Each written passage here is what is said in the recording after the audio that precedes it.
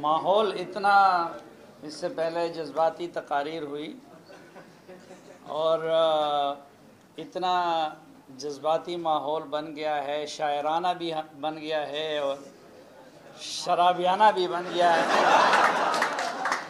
और शुक्र है कि कोकियाना नहीं बना, वरना तो फिर तो बात मेरे लिए मुश्किल होती। तो जहाँ तक मेरा मामला है, तो हमारे सवाबी के एक मुजरिम थे, वो कोई हरकत करते जेल चले जाते, तो जब जेल से वापस निकलते तो अपने साथियों से कहते कि यार मेरी जगह खाली छोड़ना, मैंने कुछ अरसे बाद वापस आना है। तो कुछ अरसे बाद वापस आ जाता, लेकिन एक मरतबा जब निकला तो फिर काफ़ी अरसे वापस नहीं आया। तो वो जब 6-7 महीने गुजरे, उसने कहा यार जेल के दोस्तों से मिलने जाता हूँ। तो जब उधर चले गए तो जेल के दोस्तों ने कहा कि यार आप तो फिर नहीं आए। तो उन्होंने कहा यार मैंने गुजारा करना सीख लिया है।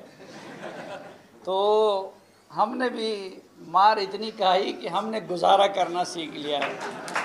तो इसलिए मुझसे आप कोई ज़्यादा इनकलाबी तकरीर की तवक्को ना करें,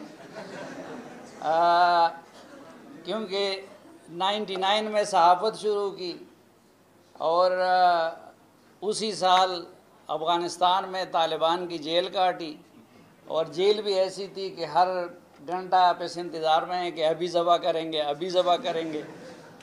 फिर पेशावर में सहाफ़त करते रहे, और ज़ाहिरी बात है कि हमें तो ये पढ़ाया जाता था कि जी अफ़गान तालिबान अलग हैं और पाकिस्तानी अलग हैं, और ये अच्छे हैं, वो अच्छे हैं और ये बुरे हैं, और मैं ये कहता रहा कि नहीं ये दोनों एक हैं। तो इस बयानिए के साथ पेशावर में जीना और इस्लामाबाद में तो यही होता है जो मतीउल्लाह जान साहब के साथ हुआ, जो असदूर के साथ हुआ, और जो अबसार आलम साहब के साथ हुआ। लेकिन आप लोगों ने देखा होगा, सिर्फ ये एक पहलू तो आप लोग देखते हैं, लेकिन जर्नलिस्ट हम सिर्फ चंद एंकर नहीं हैं। असल जर्नलिस्ट वो हैं, वो रिपोर्टर्स हैं जो हमें ख़बर देते हैं, और वो सैंडविच बने हुए हैं कहीं पे मिलिटेंट और मिलिट्री के दरमियान, और कहीं पे सरदार और मिलिटेंट के दरमियान। तो उन लोगों का ज़िक्र भी नहीं किया जाता कि कितने दर्जन सहाफ़ी वो शहीद किए गए ट्राइबल एरियाज़ में, बलूचिस्तान में, और उन बेचारों का कोई नाम लेने वाला भी नहीं है। तो मैं चूँकि उस बेल्ट से ताल्लुक़ रखता हूँ, तो इसलिए मैं ज़रा गुजारा ज़्यादा करना मैंने सीख लिया है। जो असल मौजू है, मेरे ख़्याल में ये तो शुक्र है कि शुरू में डॉक्टर साहब ने तकरीर की और उन्होंने दरिया को कूज़े में बंद किया, और मुख्तसर अल्फाज में उन्होंने जो मौजू है वो हमें भी समझा दिया और आप लोगों को भी समझा दिया।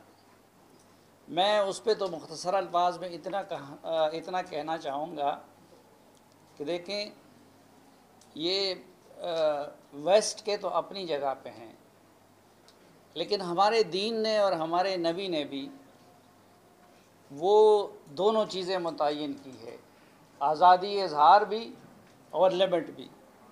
आज़ादी इज़हार क्या है कि एक आम आदमी अमीरुल मोमिनीन के सामने खड़ा हो जाता है और उससे पूछता है कि मेरे एक चादर के मुकाबले में तुम्हारे 2 चादर क्यों हैं, और वो अमीरुल मोमिनीन ना उसके माथे पे शिकम आता है, ना वो जवाब में उसको डांट पिलाता है, ना उसको अपनी एजेंसियों से उठवाता है, ना उसकी ट्रोलिंग करवाता है, बल्कि वो उनको जवाब देता है और उनको मुतमईन करता है।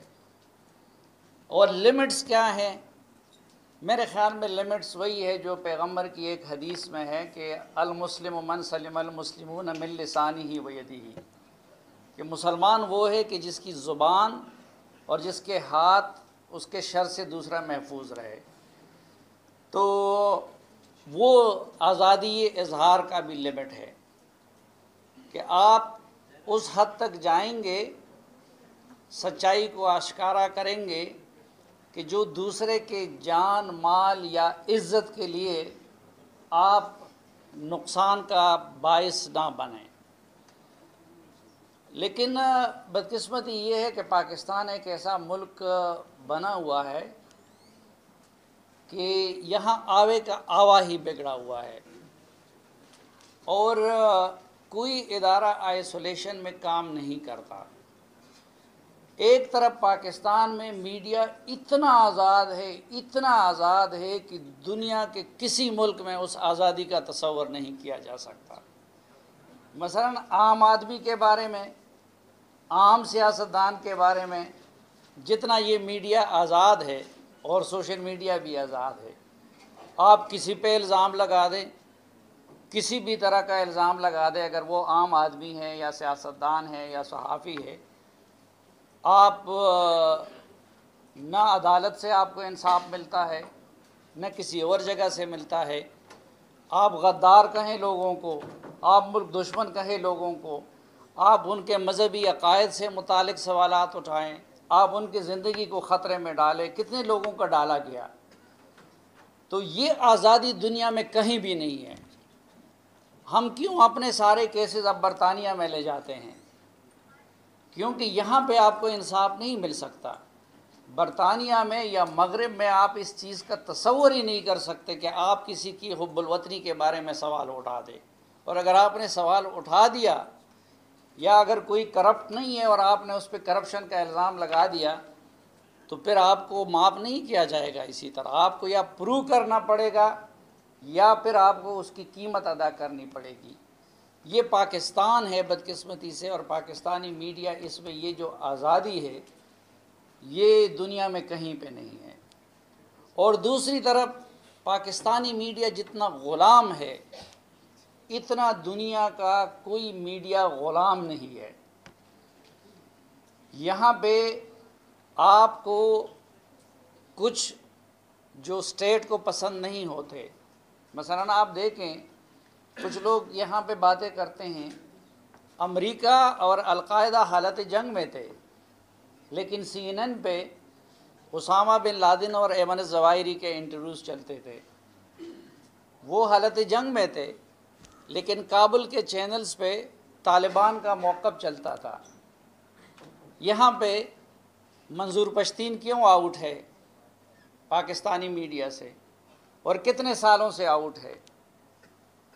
तो ये जो जबर है, इसका कोई तसव्वुर कर सकता है बाहर की दुनिया में कि एक बंदा जो कन्विक्टेड नहीं है, जो आईन और जमहूरियत की बात कर रहा है, और आपने उसको मीडिया पे ब्लैकआउट उसका किया हुआ है। और सिर्फ ये नहीं, बल्कि ये पिछली हुकूमत में हमने देखा, मैं ज़ाती तौर पर जानता हूँ कि 4 बदकिस्मती से पख्तून वज़ीरों की ड्यूटी रोज़ाना एक मामूली अफसर लगाता था कि तुमने आज प्रेस कॉन्फ्रेंस करनी है, तुमने आज असम्बली में तकरीर करनी है, और तुमने आज ये करना है, और मंजूर पश्तीन को ये कहना है, और उसको गद्दार कहना है, उसको इंडियन एजेंट कहना है।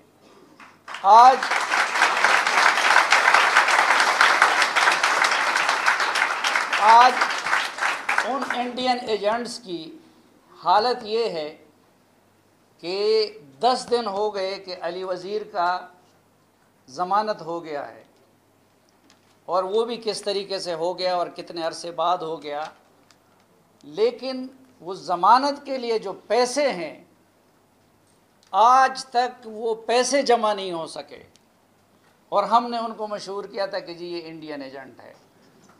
तो इन चीज़ों का तस्वुर दुनिया में कहीं नहीं है जो पाकिस्तान में हो रहा है। अब जहाँ तक गलतियों का ताल्लुक़ है, तो देखें मैं अपने आप से बदकिस्मती से हम दूसरे की तरफ उंगली उठाते हैं लेकिन अपनी गलती का एतराफ़ नहीं करते। इसलिए मैं अपने आप से शुरू करता हूँ। हम मीडिया, पहले तो जहाँ तक मालिकान का ताल्लुक़ है, सबसे बड़ा जुल्म तो ये हुआ कि मालिक और सेठ आके पाकिस्तान में वो एडिटर की जगह पे बैठ गया। ये इस तरह है बेईनी ही कि जिस तरह आप किसी जनरल को वापडा का चेयरमैन बना दे, और उसी जगह से ख़राबी का आगाज़ हुआ। दूसरा जुर्म हमने ये किया कि हमने ख़बर और तज्ज़िये की तफरीक ख़त्म कर दी। तीसरा जुर्म हमने ये किया कि हमने इंटरटेनमेंट, इंफोटेनमेंट और करंट अफेयर और मज़हब को एक दूसरे के साथ मिक्स किया। एक ही साहब है, वो सुबह मॉर्निंग शो करता है, शाम को उसने वो चम्मच और देगची साथ पकड़ी होती है, वो कुकिंग का प्रोग्राम कर रहा होता है, और रात को फिर या वो बतौर तज्ज़ियाकार बैठा होता है या फिर करंट अफेयर के शो को होस्ट करता है। तो ये हमारे जराइम भी किसी से कम नहीं है। लेकिन आप देखें कि हम लोग आइसोलेशन में, जिस तरह मैंने कहा कि सारा जुर्म हमारा नहीं है, हमारे तो ये इतने लोगों ने कुर्बानी दी ना, जिस तरह मैंने आपसे कहा, मतीउल्लाह जान ने कैरियर की भी कुर्बानी दी और वो दूसरी तरह की कुर्बानियाँ भी दी। एजाज सैयद है, रोज़ाना मैं इनसे कहता हूँ कि यार हमारे चैनल को कब बंद कराओगे। ये उसकी आप असदतूर को देखे, उनको देखे, और फिर मैंने आपको बताया कि ये अनसंग हीरोज़ है हमारे। वो जो बलूचिस्तान में, और जो पहले जब कराची की जबर का ज़िक्र हुआ कि कराची में जो मारे गए या जो बाजवड़ में मारे गए, जो स्वात में मारे गए, असल लोग तो वो हैं ना, उन्होंने तो ये कुर्बानियाँ दी ना। आज भी मीडिया में कहीं ना कहीं से आवाज़ उठता है, या हमारे मालिकान ने अगर ये ब्लंडर्स किए हैं तो उस ब्लंडर्स की उन्होंने कुछ कीमत भी दी ना। मैंने नाराज़ तो इमरान खान साहब को मैंने किया होगा, नाराज़ तो एजेंसियों को एजाज सैयद ने किया होगा, लेकिन मीर शकील ने बीमारी की हालत में उसको अंदर किया गया। उस दौरान उसकी एक बहन थी, वो बैरूनी मुल्क वफ़ात पा गई, उसका एक भाई था, वो वफ़ात पा गया। तो ये प्राइस भी तो वो साथ साथ पे करते हैं ना। लेकिन इस मुल्क में आप देखें कि बाकी तबक़ात क्या करते हैं और बाकी इदारे हमारे क्या करते हैं। अब कल ही मुझसे एक रिटायर्ड जनरल साहब की बात हो रही थी, तो उन्होंने कहा मुझे कि यार ये देखें, ये कितनी बदकिस्मती होगी कि मेरे आइंदा नस्लों का हुक्मरान या बिलावल होगा या मरियम होगी। तो मैंने उनसे कहा कि जनरल साहब सिर्फ ये नहीं, साथ ये भी कहे कि ये कितनी बदकिस्मती होगी कि तुम्हारे आइंदा नस्लों का चीफ जस्टिस शाहिद साकिब निसार हो, और ये कितनी बदकिस्मती होगी कि उनका एंकर जो है मुझ जैसा बंदा हो, और शायद ये कितनी बदकिस्मती होगी कि उनका DGISI वो राहिल शरीफ हो और उनका आर्मी चीफ जो है वो दूसरा ज़हीरुल इस्लाम और राहिल शरीफ हो, कि जो अपना असल काम छोड़ के उधर APS में वो घुस रहे थे, बच्चों को कत्ल कर रहे थे, और वो इधर धरने करवा रहा था, सारा दिन उसी में लगा हुआ था। तो बात ये है कि हमारा मामला एक जगह से ख़राब नहीं है। अभी यहाँ पे बात की गई कि बेसिकली तरबियत तालीमी इदारे से होती है। क्या हमारा मौलवी ठीक है? क्या हमारा दुकानदार ठीक है? क्या हमारा टीचर ठीक है? अच्छा, आज़ादी इजहार के लिए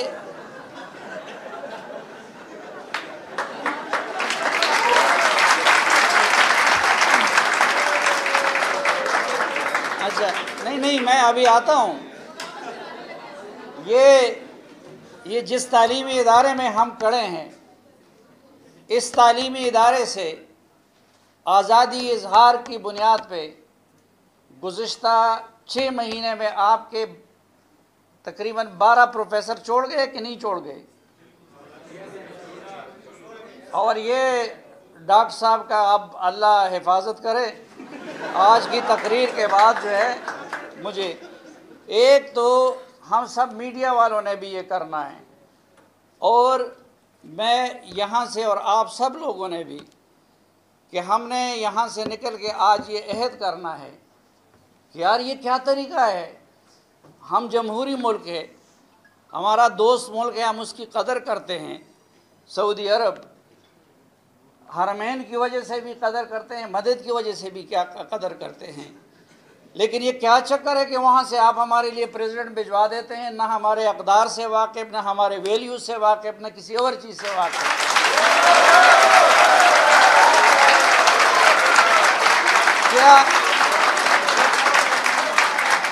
क्या इस मुल्क में क्या इस मुल्क में हमारे डॉक्टर साहब जैसे लोग नहीं हैं? वो इस यूनिवर्सिटी के रेक्टर नहीं बन सकते, प्रेसिडेंट नहीं बन सकते? तो इसलिए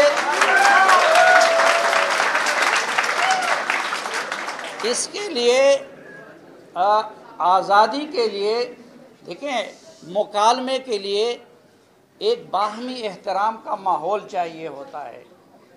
दहशतगर्दी क्या चीज़ है? हम लोग कहते हैं